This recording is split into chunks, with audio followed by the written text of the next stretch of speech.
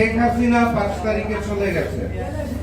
যাওয়ার সময় সারা বাংলাদেশে কিছু প্রেতাত্মা রেখে গেছেন, যাদের হাতে বিগত 16 বছরের অর্জিত অসংখ্য কালো টাকা এবং কালো অস্ত্রের ঝনঝনানি।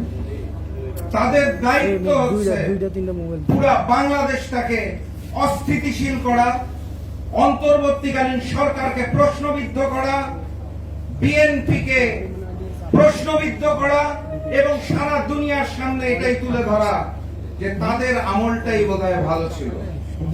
আমি আপনাদেরকে শুধু এটুকু স্মরণ করিয়ে দিতে চাই, ওই আয়না ঘরের জনক, ওই খুনের জনক, গণহত্যাকারী ফ্যাসিস্ট শেখ হাসিনা যিনি 5 তারিখে পালিয়ে গেছেন, আমরা সেই দুঃসময় সেই আমলটা বাংলার মাটিতে আর কোনদিন দেখতে চাই না। বাংলার মাটি থেকে আওয়ামী লীগ, যুবলীগ, ছাত্রলীগ, মহিলা লীগ, শ্রমিক লীগের রাজনীতি চিরতরে নিষিদ্ধ ঘোষণা করা হয়েছে।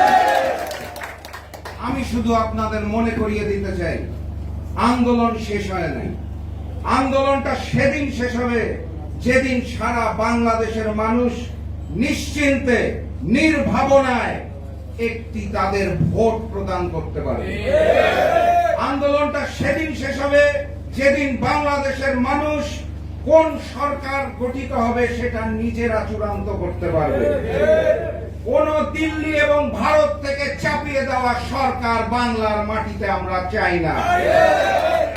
আপনারা পাহাড়ি অঞ্চল দেখেছেন বিগত 3-4 দিন ধরে। ওরা কারা যারা পাহাড়কে অশান্ত করতে চায়?